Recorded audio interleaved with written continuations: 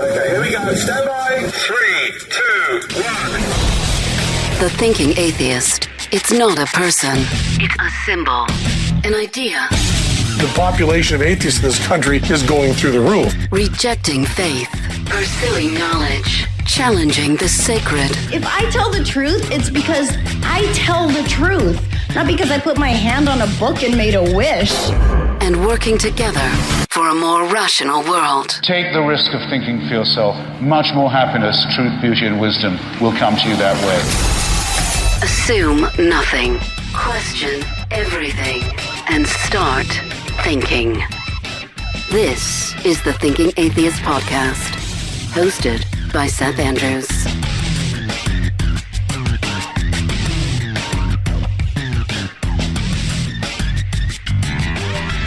I almost had to start this show late because, and I amuse myself, by the way, there was a lawnmower going next door. The reason the lawnmower was going next door is because of me. And I must tell you this story as I wait for the switchboard to populate.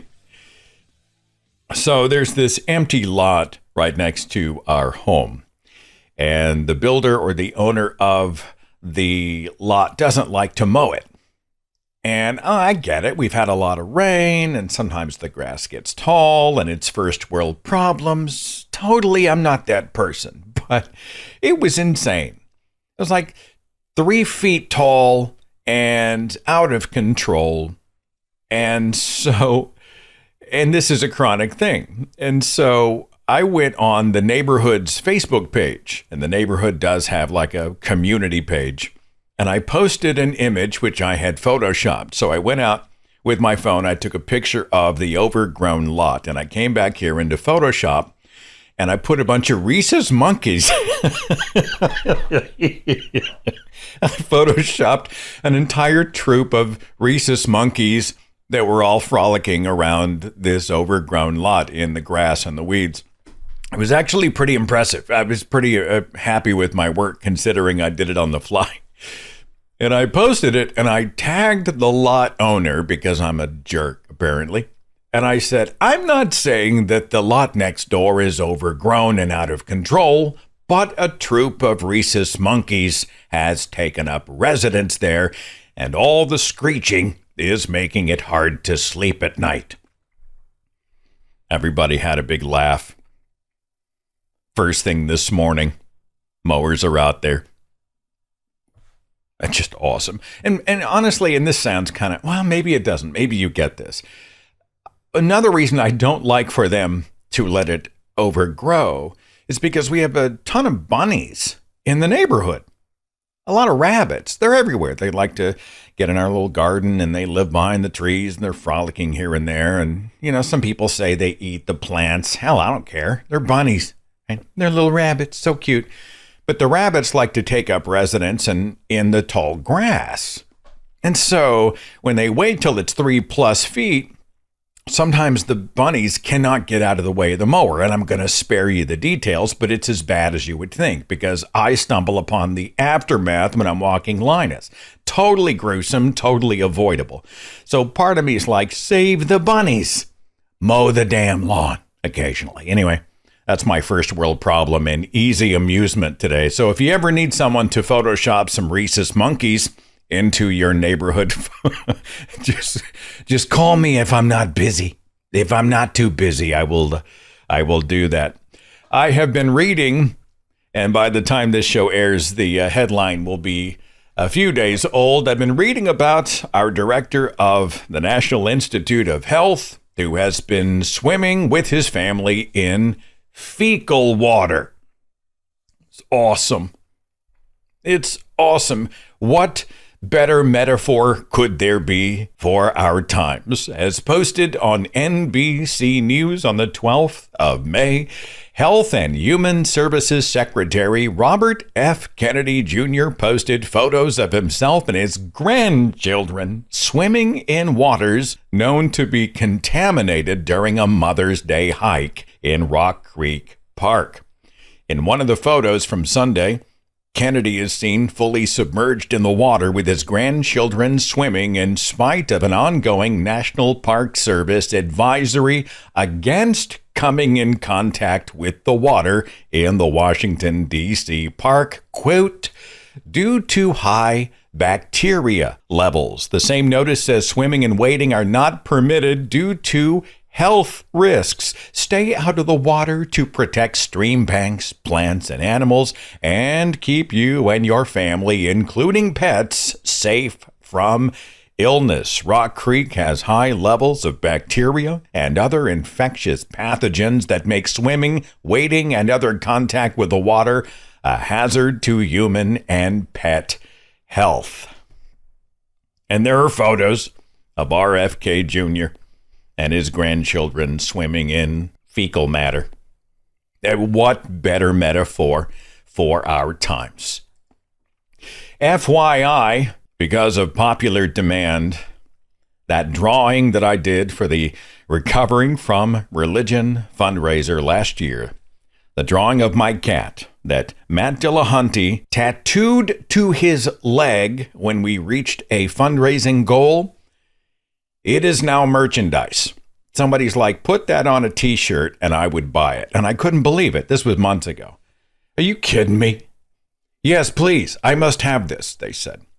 Well, I have made an update finally to the Thinking Atheist store, the online store. Go to thethinkingatheist.com and you'll see the store tab. And so I've added some stuff to it. I've got the Thinking Atheist logo mug. The slogan says, assume nothing, question everything, and start thinking. I have t-shirts. There is a sweatshirt. And oh my God, look at it. It's cat.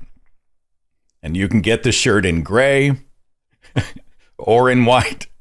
I cannot believe people want to buy it. But okay, I made it available. And it's on a mug.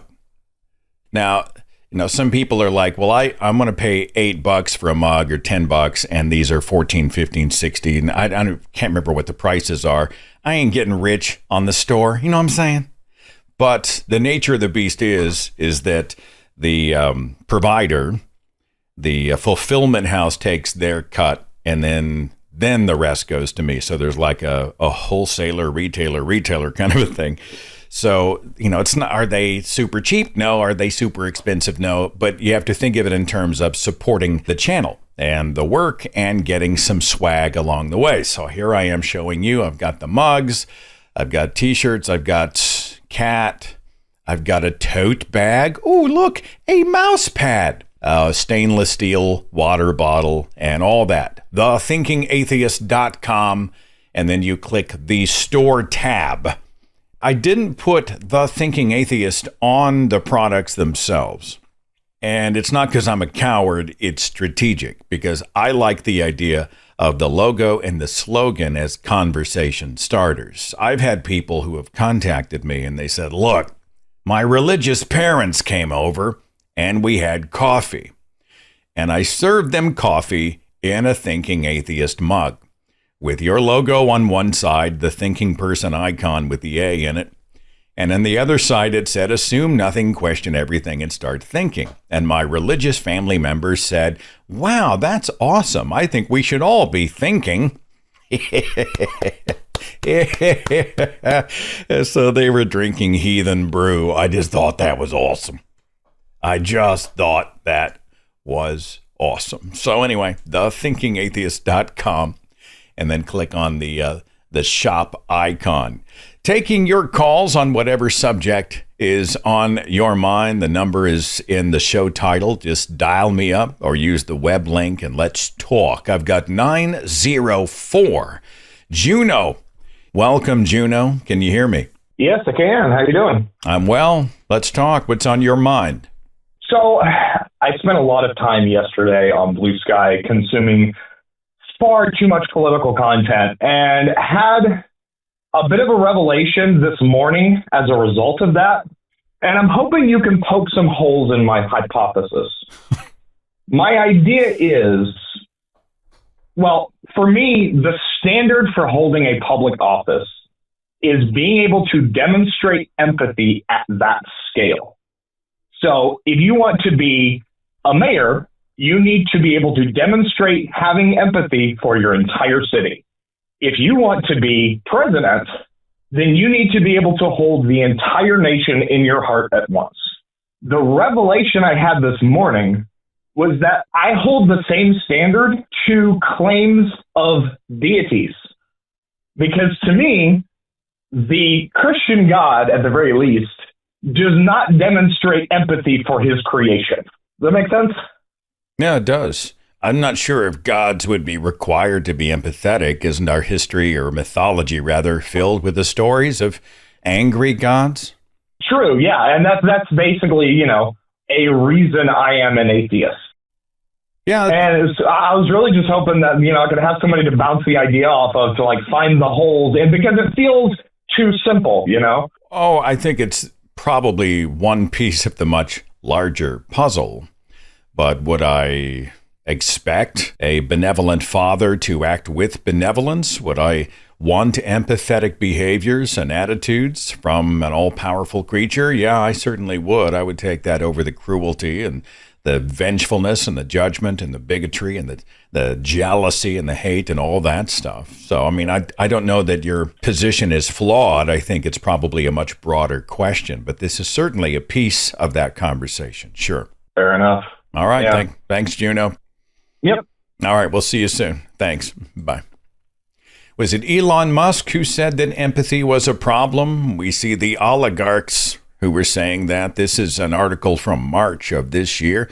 Americans are still in the dark about the scope and scale of what Elon Musk is doing with Doge, the Department of Government Efficiency, which isn't an official department, by the way, which is working to drastically shrink the size of government by aiming to cut $1 trillion or more in government spending. By the way, sentences like that are examples of how the media is failing us.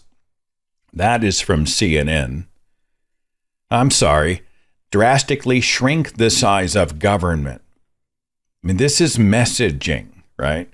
It's not about shrinking government. This is taking a machete to critical civil service jobs, science, universities, the stuff that societies need to function without consideration, and then wielding a chainsaw on a stage wearing Hollywood sunglasses, gleefully saying that you and your unelected Doge bro minions who have no security clearances and are largely acting in the shadows, you've just given them access to $6 trillion in treasury funds and the social security information of 360 million American citizens. Right? So I'm screaming at news outlets like CNN going, Jesus Christ, do your job.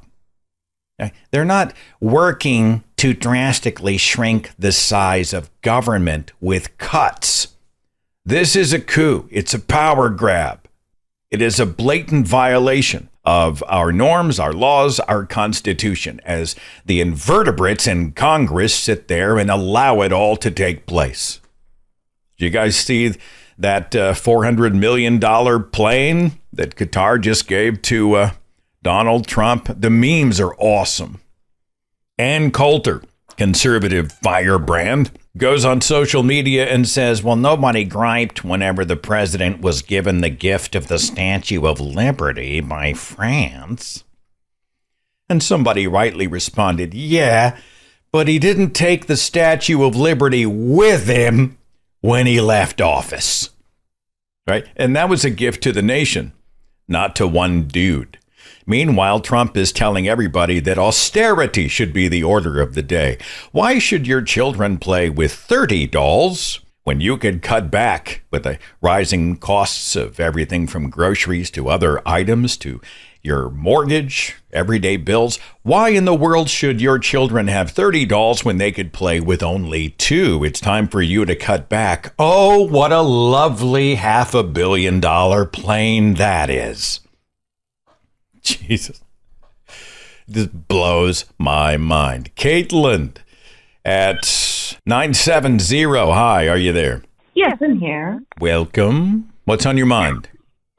I guess what I'm struggling with right now is that even people who disagree with what's going on don't want to talk about it. I live in kind of a wealthy white suburban town, and nobody ever wants to discuss what's going on. It brings them down. They tell me they don't watch the news. Hang on. I'm hearing that there is an echo on the callers. So I'm going to make a switch here. Can you still hear me, Caitlin? Yes, I can. Okay. Maybe that's better for everybody. My apologies. It sure seems like we're leading to a place that the only option is violence, and I'm not under any illusions that we would win that kind of scenario. I know that you just gave a good speech about what you do to find hope, but are you having any success building community with people who do want to take more action or that are even willing to discuss what's going on? I found what you have found. There are some people, I always reference my tennis team because outside of the thinking atheist community, my tennis community is who I see the most of because I'm on like 5 teams, and I'm always on the court. And it's small talk. We don't talk about the heavy stuff when we're waiting to go out and warm up and play the match. But I am well aware that there are MAGAs all over the place. And they used to be a little more bold and vocal. And I don't think I'm projecting when I say that they've gone strangely mute. Like, they're uncomfortable. They're like, well, I can't really defend the guy. The guy says, well, I don't know if I'll defend the Constitution, right? He says in the ABC News interview, he's like, I don't know. I mean, that's a lawyer thing. The man took his oath, the presidential oath, to defend the Constitution. He tells The Atlantic, I run the country and the world. In the wake of a lot of this type of stuff, I have noticed that the MAGAs in my circle have become a little less vocal. Self-care remains a challenge, which is why people need to go right now and find the speech that I just released to YouTube called Dissent is Our Duty. I took about 10 minutes and detailed some reasons to be encouraged. And these aren't fabricated. They're not false. It's not pie in the sky. But they are genuine things that are happening throughout the United States that do give us reason to think that maybe it's not all going to get flushed down the toilet. Maybe there is some reason to hope. And in the meantime, I think being an activist and fighting for what we think is right and speaking out for the good, I think that's good medicine. Just don't forget self-care, Caitlin. Don't forget to take care of you, okay? Too true, and I appreciated that speech, and I appreciate your time. I hope you have a good rest of your day. You betcha. Take care of yourself, Caitlin. Bye-bye. I enjoy doing live presentations. Something unique about having that immediate feedback with a live audience. If I say something here, then I might get an email within the hour or the next day. If I say something that I think's funny, I don't know if anybody else is laughing at all. I mean, when you hear about the rhesus monkeys who have been photoshopped in the field next to me, I may be cracking up, but I don't know if anybody else is. Maybe I'm just amusing myself. But if I do that material or if I show something, if I'd have shown that photo to a live audience, I would immediately know how it went over. So anyway, I really do enjoy the chance, plus to connect with people. Speaking of conventions, I am going to be on the road. Let me pull up my own calendar because I can never remember. SethAndrews.com. I am going to be speaking at Wichita Oasis, going to Kansas on June the 1st. That's a Sunday morning at 11. I'll be at the NanoCon event in Nashville, the Nashville Nuns Conference, July 26th. Baja Con, August 8th, 9th, and 10th in Sarnia, Ontario. And I mentioned earlier that getting through customs into Canada and back was the easiest I've ever gotten through customs. So if you're heading from the States to Canada for the event, don't sweat it, all right? I wouldn't want to be somebody else coming down here. But if you're in the States going to Canada and back, I wouldn't sweat that at all. That was a piece of cake, and I'm looking forward to going back to Sarnia, one of my favorite events of the year. Details on these and other events, thethinkingatheist.com/events. Okay, beautiful people, we have many more calls to take and many more conversations to have, and we will continue right after this.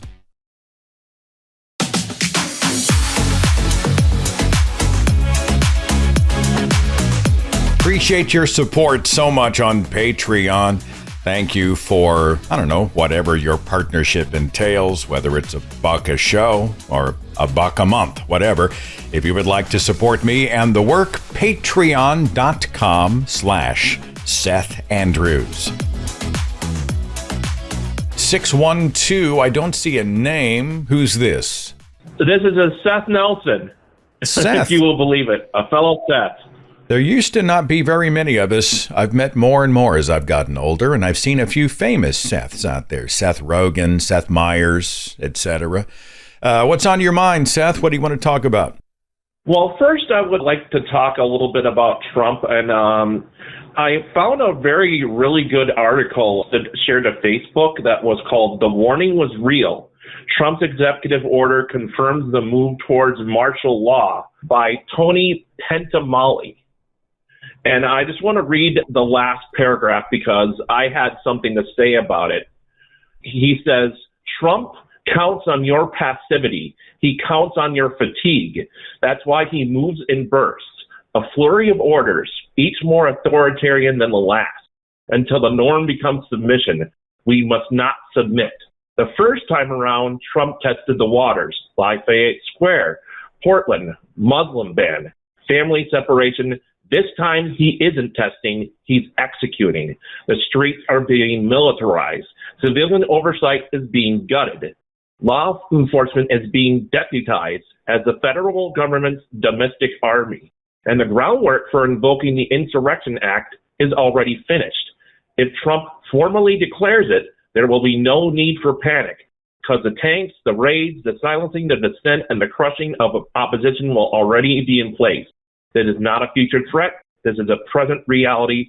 Speak, resist now. Not next month, not after the next outrage, not after the next court loss, now." Now, I would disagree with one thing. I think protesting and speaking won't do much of anything now because people are already being punished for dissent. It's essentially thought crimes, especially with Trump's anti-Christian bias initiative. People are being sent to a foreign concentration camp with no due process for protesting genocide in Gaza. And yeah, without due process, freedom of speech is gone. Freedom of assembly is gone. Freedom of the press is gone. I mean, if people don't believe that we are dealing with a full-blown fascist government being put in place, you're delusional because we're looking at the form of it, to squash dissent, to punish anyone who doesn't follow line. And as much as I'd like to see Trump die before his term, I don't think we can wait for that. And no, people who say, oh, we should kill him. No, one tyrant's death isn't going to help. There needs to be a clean sweep of the entire House full of traitors to our country. Trump, Vance, Elon, RFK, etc., the majority of the Trump administration, and the Christian nationalist people in power. I think we need to find a way to sentence them all to death, the way that traitors have often been dealt with in history. Send a message, if not by our own country. Let's get some black ops soldiers from any allies we have left, or just from the vicinity and have them take care of it. We can't let this get any further. Trump is so foul with Putin, he's setting us up to be taken over by Putin. All right, let me jump in. I have to strongly stand against any call for assassinations. This is not how we solve the problem. It's no different than Roger Stone saying that, the enemies of Trump should be assassinated. That's not our solution, and I resist any call to go out and execute the entire freaking Republican Party or the sycophants or the MAGAs or whatnot. I think they have sacrificed their humanity. We cannot sacrifice ours. I want to know from your perspective, if the free press is under attack and if dissent is being squashed, why would the free press speaking freely and protest in the streets not be a message of defiance against the tyrants? Wouldn't that type of protest and dissent be important? Oh, yeah. I'm not saying it's not important. That's not my issue. I'm just saying that if it's being punished, then how can we, then what's, it feels like dissent isn't enough. You know what I mean? Well, I don't think lawlessness is the answer. I mean, some people think we need to storm the Bastille. I myself think that is, I just don't think we beat them by becoming them. And this is a hot button conversation. A lot of people are like, well, they're in the gutter. We're going to have to get in the gutter to deal with them one-on-one, eye-to-eye, face-to-face. I resist the idea that as we have been condemning all of the violence against our fellow human beings, that then we begin to excuse it in our own camp. And I think there is merit to nonviolent protest. I think when 60 Minutes does a fearless expose of the protection racket that's being run by the Trump administration, even as CBS is being sued by the Trump White House, that defiance is important. And I think it gives courage and power to other disseminators of information and investigative reporters out there. I think when 5 million people show up for the April 5th hands-off demonstration, there is messaging taking place. This impacts the perspectives and perhaps empowers other people to stand up at the local, regional, state, and national level. I think it sends a message to their elected representatives. Holy shit, you better not ignore us. I mean, we've seen the people at the town hall meetings, the Republicans, the MAGAs, the Trump sycophants come out and they try to sell the party line. And even his own constituents or her own constituents are standing up and going, this is a bunch of bullshit. And they're doing it so much that the elected representatives are walking out of the room because they can't handle it or don't want to. And I think there is merit to that. Make them squirm, make them uncomfortable. I think there is such a thing as good trouble. I don't think assassinating the people we oppose is going to fix it. That's just me. I hear you. I just feel it's really hard to feel like the protest is going to help when they're actively, No, I get it. Just when they can actively punish it, when they can actively find you out and go, oh no, you're going to jail. Well, let me say this much in my defense, if I may. I have seen enough of a resistance at the judicial level to make me think that perhaps the courts aren't going to totally fail us, that they may come in and begin doing a proper defense of the letter of the law. Even the Supreme Court, with John Roberts at the helm, is starting to shift a little bit. You can see there's some resistance. There's infighting within MAGA cult. And to a degree, that infighting, that internal civil war may actually help us. I know there's a lot of stuff that is happening, but I sure would like to see more of it. I'd like to see it louder. I don't want to see us go out and set fire to the houses of those we oppose. I just don't think that's the solution to our problem. The challenge is I don't know what the solution is. It's messy. It's sticky. I wish I had a better answer for you, but that's just my perspective. And I know our audience welcomes yours as well and shares your frustration. Well, thank you for talking to me. I appreciate it. I'm so sorry if I come across as kind of it's sounding like I'm like some kind of violent lunatic. No. No, I get it. I mean, I feel it. Some people have said somebody needs to take Donald Trump out. Remember when he was at the that big outdoor event and the bullet supposedly grazed his ear? I'm not a conspiracy theorist, but even now that story just doesn't wash. Like his ear healed up within 24 hours. There's something wrong with it. And then he's, selling shot glasses with bullets in them. Meanwhile, no one's talking about the firefighter who took a bullet and died at the scene. The whole thing is obscene. But there were a lot of folks who were like, man, just a few inches and we'd have been rid of him. And I'm like, no, he would have been a martyr.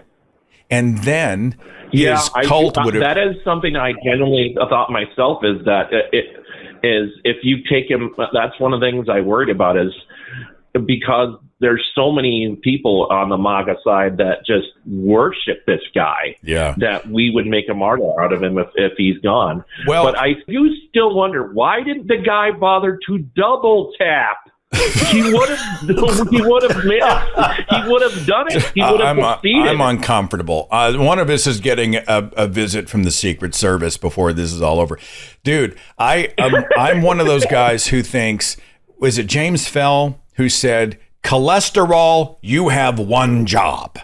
That's how I feel about it. When he's doing a live press conference, all of a sudden, he grabs his chest and it's over. If it's going to happen, I think it has to happen that way. You just reminded me of a piece that James published that I'm going to have to read for everybody. Just know that a lot of folks share your frustration. This is a forum where you can vent in safety anytime. Okay, Seth? Okay, yeah. I'm just saying, like, if the guy actually wanted to succeed, why did he only fire one? I get it. I get it. All right. That's all right. All right. Thanks for calling, Seth. We'll see you later. All right. Oh, I'm not that guy. And I know the emotional part of us, I know. It would feel good. Let me find that post by James Feld. Okay, yes, here it is. Oh, I must read this for you. It'll take me probably 10 minutes. But it's written with such James Feld type verbiage that I think you will be interested in it. It posted May the 13th, 9:45 a.m. on his Facebook page. It's titled, When He Dies. He said, eloquent quotes tend to find their way to more famous mouths and are often altered in the process. You've likely read, I've never wished a man dead, but I have read some obituaries with great pleasure and seen it attributed to Mark Twain. The original quote did not arise until more than 2 decades after Twain's death and reads, I have never killed anyone, but I have read some obituary notices with great satisfaction. It was written by Clarence Darrow, the lawyer who defended John Scopes for teaching evolution back in 1925. The adapted version is far more relatable. Most people have never killed a fellow human, so it sets few apart to assert this. But in our highly divisible society, many a pearl clutcher wishes to proclaim that they've never wished anyone dead. I've wished him dead every fucking day for the last decade, and I will dance a motherfucking last Boy Scout jig when it finally happens. What happens after he dies depends on both the how and the when. Let us begin with when. Don't hold your breath. Despite being demented as fuck and incapable of spewing more than a semi-cogent word salad and frequently doing the Louis body lean, he appears relatively hale. When humans have access to the best healthcare on the planet, we don't die easy. He's still ambulatory and can still cheat at golf. Expecting him to drop dead in the next year is the most wishful of thinking. They'll pump him full of drugs to keep his cholesterol and blood pressure in check, and he'll likely keep on destroying democracy for years to come. In my non-medical, but unfortunately experiential opinion, he appears at least 5 years away from becoming undeniably enfeebled to the point of needing long-term care, at which point he'll probably last another 5 or so years. Sorry to be the bearer of bad news, but I expect it will be another decade before he finally kicks. But what if it happened sooner? I know plenty of people would love the 2A homosexuals to security of the free state, the motherfucker, but the fallout would be a nightmare. Do you want a martyr? Because that's how you get a martyr and a civil war. The killer could have MAGA tattooed on his eyeballs, and the cult would still say he was a Democrat. The cult is violent and deranged. It wouldn't be an organized state versus state, let's use capital letters, civil war, but rather an ongoing and horrific uprising that would give the new couch fucker in chief overwhelming authority to militarily oppress everyone. The cult already considers him a demigod, getting JFK'd would have him standing next to Jesus and proclaiming a new holy quaternity. Root for KFC, not 223. We want McDonald's doing the job, not Macbeth. A lightning bolt during a live speech would be nice if we're looking for a lottery win. Marjorie Taylor Greene would surely blame the Jewish space laser, but it would be nonetheless poetic. I myself would like a massive ischemic event that didn't kill him, but seriously gorked his ass. Unable to walk or speak, but just flail and drool. It would go a long way to breaking the spell as he withered. Considering how much suffering he has caused, I don't blame those who wish suffering be returned upon him. But his lingering moment is not my motivation. As I mentioned, it's about breaking the spell and not making him a martyr. A dead before he hits the ground heart attack might do partial work of martyring him, as the cult would likely proclaim that we were the cause of it by being so mean to him. He gave his life for the office, and those dirty demon rats did everything they could to prevent him from making things greatly racist again. And his tremendous, bigly heart finally could take no more, giving and giving and giving, and it gave out. Some would surely proclaim it was poison, but it wouldn't lead to war the way an assassin's bullet would. I'll take the massive myocardial infarction, but a stroke would be better. A lingering enfeeblement would help shut the followers the fuck up more than a quick death. If you believe me morbid, I care the square root of fuck all. This is James Fell's writing style. It reminds me of Saibe, really. It just makes me laugh. He's one of the worst men alive, and the world will be a better place when he's gone, because there isn't another cult leader ready to take his place, and he didn't build a structure to last beyond himself.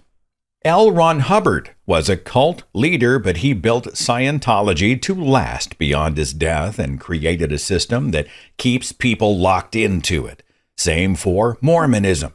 Joseph Smith created a church before being martyred, so there was a powerful leader in Brigham Young waiting in the wings to keep it going. MAGA may be a cult, but Project 2025 isn't a holy book, and there's no church or initiation or rituals to continue to bind people together beyond his death. It's just red hats and a stupid 4-word saying that loosely binds people together via shared hatreds. The real power is in the worshiping of one man.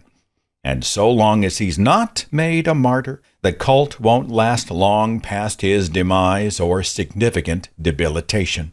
The GOP remains beholden to his every whim because of the power of the cult. Every lawmaker craves the retention of their power and their privilege more than anything else, and defying the cult leader incurs the wrath of the followers, resulting in political death. His followers won't care near as much if lawmakers defy a newly installed Captain Guy Liner because they don't worship him.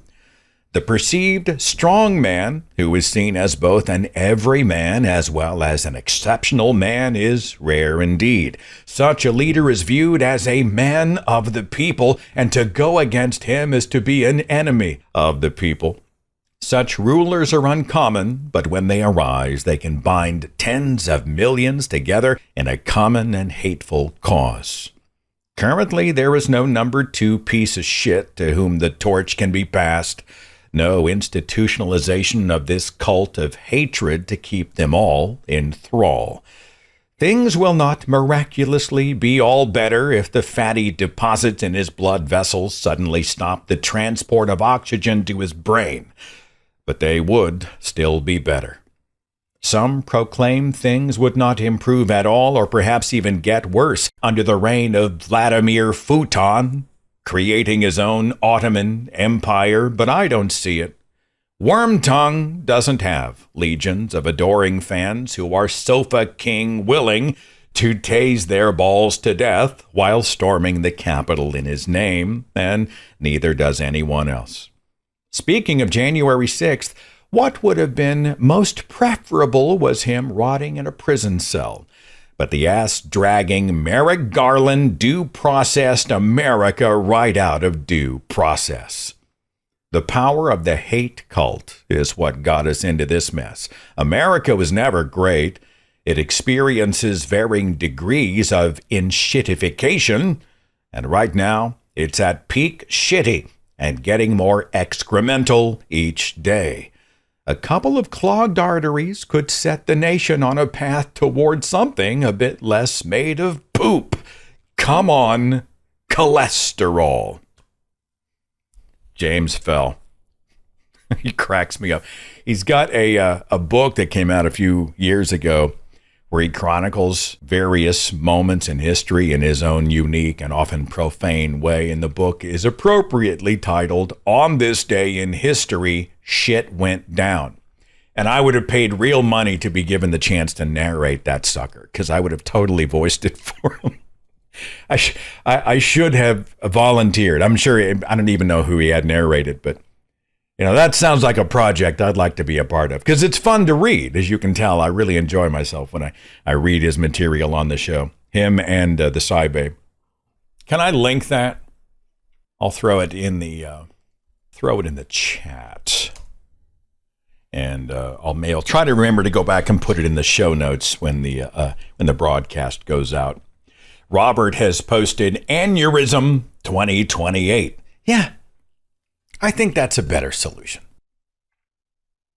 I've got 434. Thank you so much for calling the show. Who's this?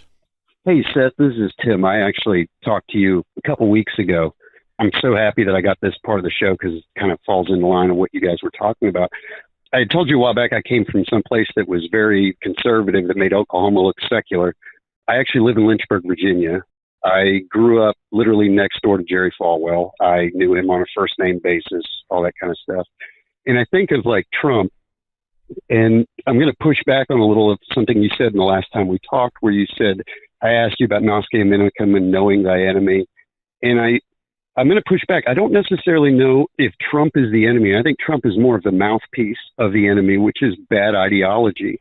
And I think growing up, I was in an IFB church, and we had a lot of splits in church. The way you get the split is not by going after the pastor. It's by picking off the low-hanging fruit and getting people on your side and, hey, the pastor's wrong on this. And I think that would be, in addition to peaceful protest, I think that would be a great way. I know you've helped me come out and tell my family I'm an atheist, and my wife that I'm an atheist. I mean, many different things. I think that we need to have conversations with people, because the problem isn't necessarily the person, it's the idea. I mean, look at Che Guevara, like you said about if somebody was to do something to the president, you can kill a man, you can't kill an idea. And I just wanted to see what your thoughts were on it. Well, I'm not sure I understand which part you're pushing back on. What was the statement I made that you disagree with? Your statement when you got off, I said, I talked to you about Noske Minicum and knowing thy enemy. And your ending of it, you were talking about, is Trump my enemy? And you kind of seemed to go back and forth. And your final statement was, Trump is your enemy. And when you really made me think about it, like, well, is this person really my enemy? I think he's just a mouthpiece. I think he's just the person that's out there spewing ideas, and it's the people that give him the power. It's not, Jerry Falwell would have been nothing if his church was small. So I feel like we can combat the ideology more than we can necessarily combating the people, if that makes sense. I'm not sure I can divorce the two. If I'm a person who is bigoted because I have anti-LGBT ideas, then if I may be a toxic person, maybe I'm brainwashed. There could be a number of reasons that I have the belief that I have. But if, I am an agent of anti-democracy, if I am a proponent of cruelty and all those types of things because I have bad ideas, then I, as a human being, must be opposed. Is that fair? But I think that sometimes, and I've noticed this with people, is we tend to talk past each other, and instead of going after the big topics, start challenging people in the small ones. That jet from Qatar do you feel like that's a good idea? Should we take something like that? And sometimes you can slowly bring people around. If you just drop a frog in hot water, they jump right back out. You can't just go in there and say, well, Trump's a terrible person. But I've even noticed in my community, Lynchburg, Virginia, the most Christian place you can be, I've even noticed some people opening up to, well, I don't really like this, and that's not a great idea. And I think that's how we open the door. But I think that a lot of times when we go for the real hard-hitting issues, we talk past each other. And I feel like we need to start with those small issues where people aren't so defensive. and work our way up to those bigger and bigger issues. Because a lot of times when you hit a hard issue with somebody and I don't like Trump, their immediate reaction is to get defensive and feel like you're attacking them personally. But if you start with, how do you feel about this particular anti-Christian bias policy or this? Do you feel like Christians are persecuted? And by the way, I'm also the guy that wrote you a letter. I'm pushing for this all across the internet. The unholy trinity needs to be in the White House face. Well, I think you and I agree. I think, I gave a speech last year about how identity beliefs and people hold on to many of these ideas for emotional reasons, identity branded onto them often from youth. People can be the proponents of bad ideas while also be the victims of bad ideas. And I've been doing a little bit of the same. When Donald Trump said he didn't know if he would defend the Constitution, that was actually a question that I asked of someone who was a Trump supporter.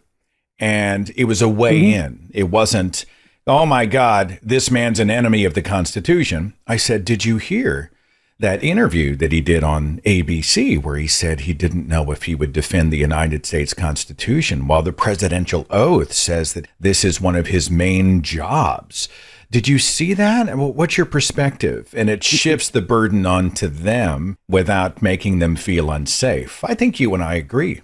Oh, absolutely. 100%. One that I've used just in the last day or two is the suspension of habeas corpus. Most people have no idea what that is. And they're looking at it from this perspective of, we want to use this on immigrants. Yeah, but that applies to us too. And it's one of those, where does the madness stop at that point? And sometimes you can bring people around on those small ideas. And I think we as individuals, yes, protest is good, civilized, peaceful. Let's get on the media. Let's let the media know there is another side out there. But I also think it can start with just talking to somebody, one person. If we can get one person more on our side, think about it. If everybody out there who's on the opposition of the Republican Party, if we can, at every 5 people, you get one more person, well, that's enough to sway the balance of power. So I think that one of the things we could do is just try to be more willing to approach people and talk to things about it.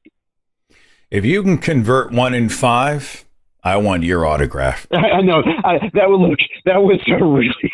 I would. That was a really, really nice estimate. You need to run for some high office or start a religion, or you got more power than I've ever seen. But I appreciate your kindness. Kindness is not weakness. Consideration is not being a sellout. And, a lot of times I think the high profile public figures deserve when we go hard after them. And I think there's utility in ridiculing people in power who are using that power to oppress. We're essentially stripping them of the seriousness that they want to embrace for themselves. But in the one-on-ones, I agree.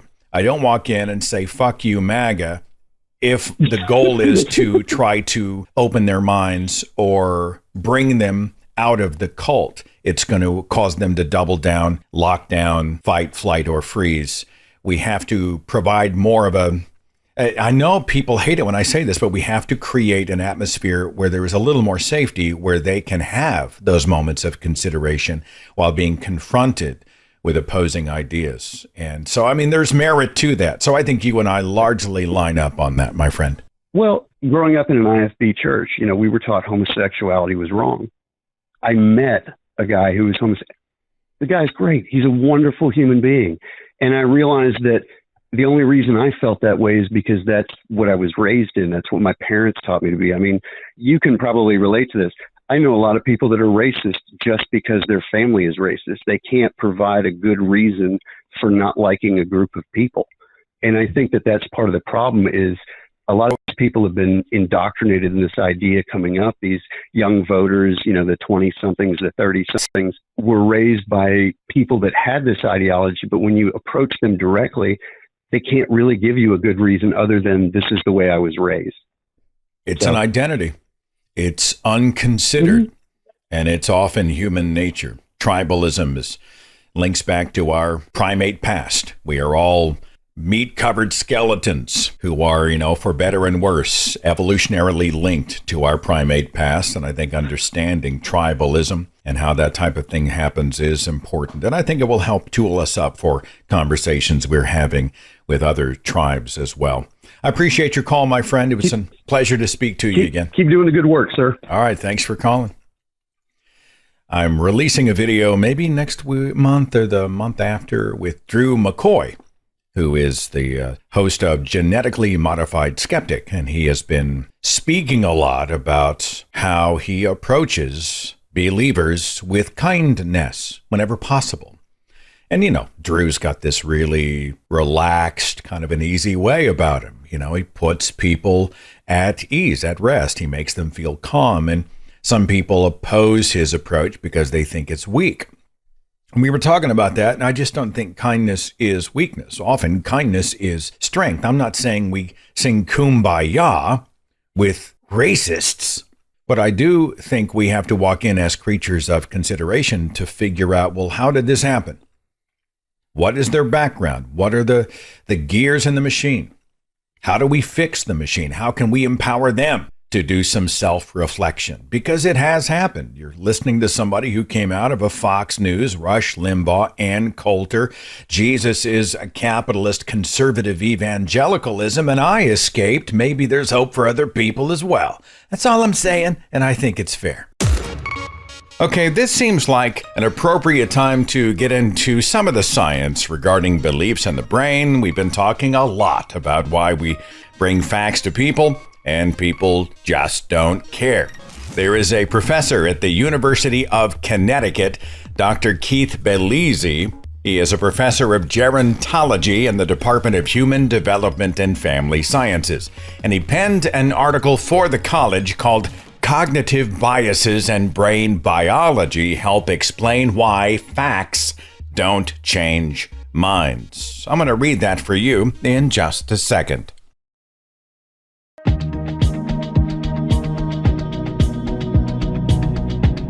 From the University of Connecticut, Professor of Human Development and Family Sciences, Dr. Keith Bellizzi, wrote a piece about beliefs, the brain, and why facts just seem to bounce off people when we are bringing good data to them. And then we get mad, frustrated, maybe is the best word. Why isn't this making a dent? He wrote a piece called Cognitive Biases and Brain Biology Help Explain Why Facts Don't Change Minds. Let me read this. We'll get some science. Dr. Bellizzi says this: Facts first is the tagline of a CNN branding campaign which contends that once facts are established, opinions can be formed. The problem is that while it sounds logical, this appealing assertion is a fallacy not supported by research. Cognitive psychology and neuroscience studies have found that the exact opposite is often true when it comes to politics. People form opinions based on emotions, such as fear, contempt, and anger, rather than relying on facts. New facts often do not change people's minds. I study human development, public health, and behavior change. In my work, I see firsthand how hard it is to change someone's mind and behaviors when they encounter new information that runs counter to their beliefs. Your worldview, including beliefs and opinions, starts to form during childhood as you're socialized within a particular cultural context. It gets reinforced over time by the social groups you keep, the media you consume, and even how your brain functions. It influences how you think of yourself and how you interact with the world. For many people, a challenge to their worldview feels like an attack on their personal identity and can cause them to harden their position. Here's some of the research that explains why it's natural to resist changing your mind and how you can get better at making these shifts. In an ideal world, rational people who encounter new evidence that contradicts their beliefs would evaluate the facts and change their views accordingly, but that's generally not how things go in the real world. Partly to blame is a cognitive bias that can kick in when people encounter evidence that runs counter to their beliefs. Instead of re-evaluating what they've believed up until now, people tend to reject the incompatible evidence. Psychologists call this phenomenon belief perseverance. Everyone can fall prey to this ingrained way of thinking. Being presented with facts, whether via the news, social media, or one-on-one conversations that suggest their current beliefs are wrong, causes people to feel threatened. This reaction is particularly strong when the beliefs in question are aligned with your political and personal identities. It can feel like an attack on you if one of your strongly held beliefs is challenged. Confronting facts that don't line up with your worldview may trigger a backfire effect, which can end up strengthening your original position and beliefs, particularly with politically charged issues. Researchers have identified this phenomenon in a number of studies, including ones about opinions toward climate change mitigation policies and attitudes toward childhood vaccinations. There's another cognitive bias that can get in the way of changing your mind, called confirmation bias. It's the natural tendency to seek out information or interpret things in a way that supports your existing beliefs. Interacting with like-minded people and media reinforces confirmation bias. The problem with confirmation bias is that it can lead to errors in judgment because it keeps you from looking at a situation objectively from multiple angles. A 2016 Gallup poll provides a great example of this bias. In just one 2-week period spanning the 2016 election, both Republicans and Democrats drastically changed their opinions about the state of the economy in opposite directions. And there's a chart that is posted in the article rating the economy before and after the 26 election. Before Donald Trump was put in office, most Republicans said the economy was getting worse. As soon as he was elected, they said it was getting better, and there was a somewhat similar reverse effect with the Democrats. Yet Dr. Bellizzi writes, but nothing was new with the economy. What had changed was that a new political leader from a different party had been elected. The election outcome changed survey respondents' interpretation of how the economy was doing. A confirmation bias led Republicans to rate it much higher now that their guy would be in charge. Democrats, the opposite.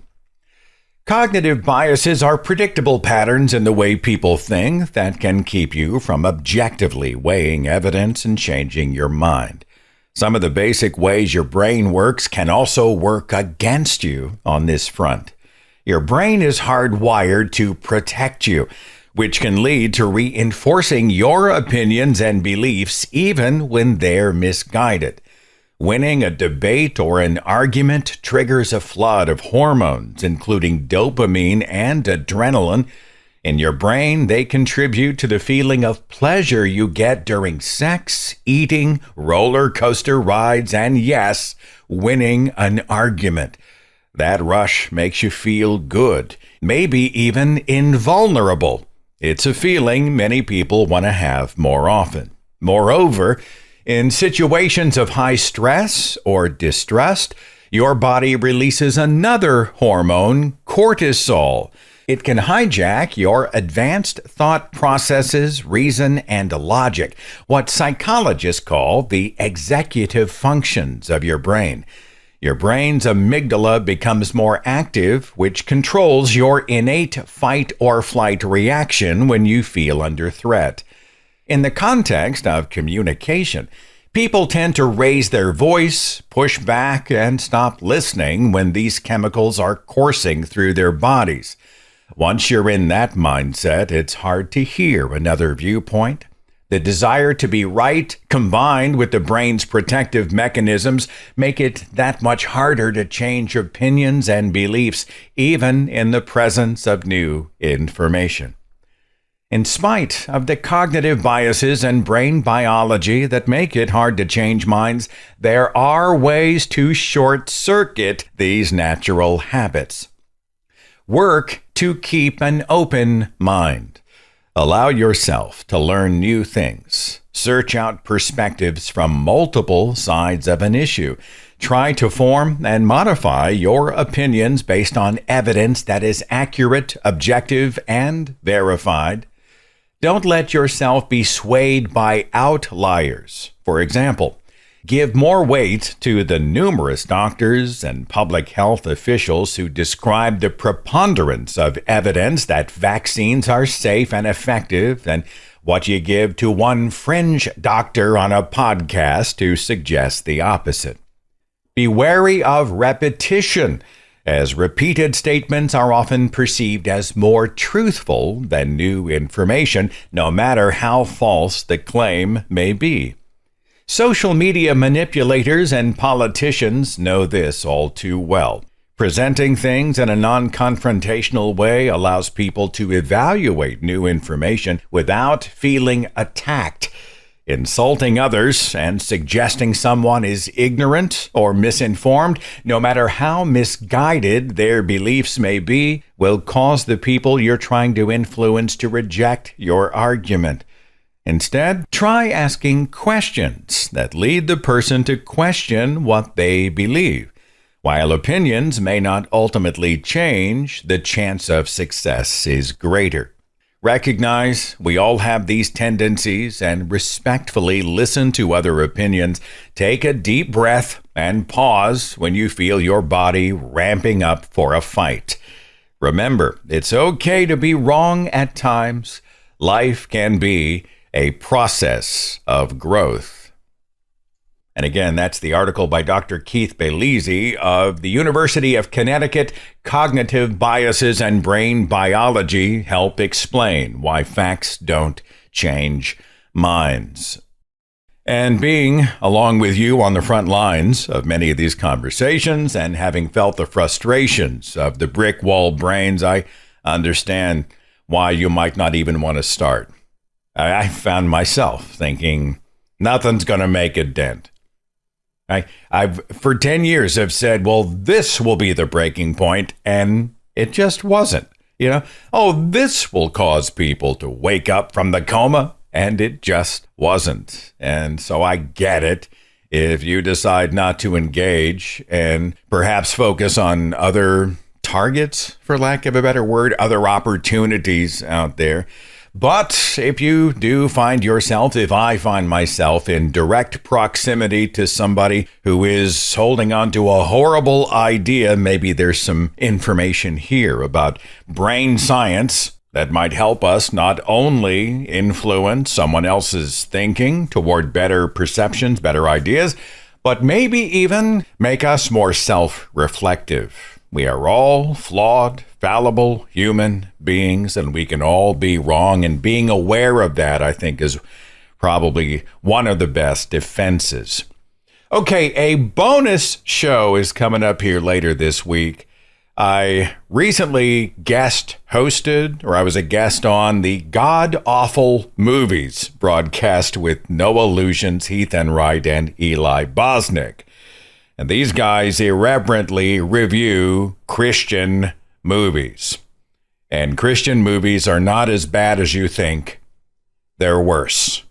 I mean, they're just so bad, they're actually epic.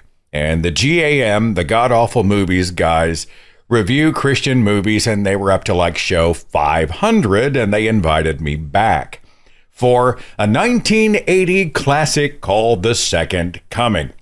An apocalypse film that, again, featured a bunch of stuffy preachers selling fear.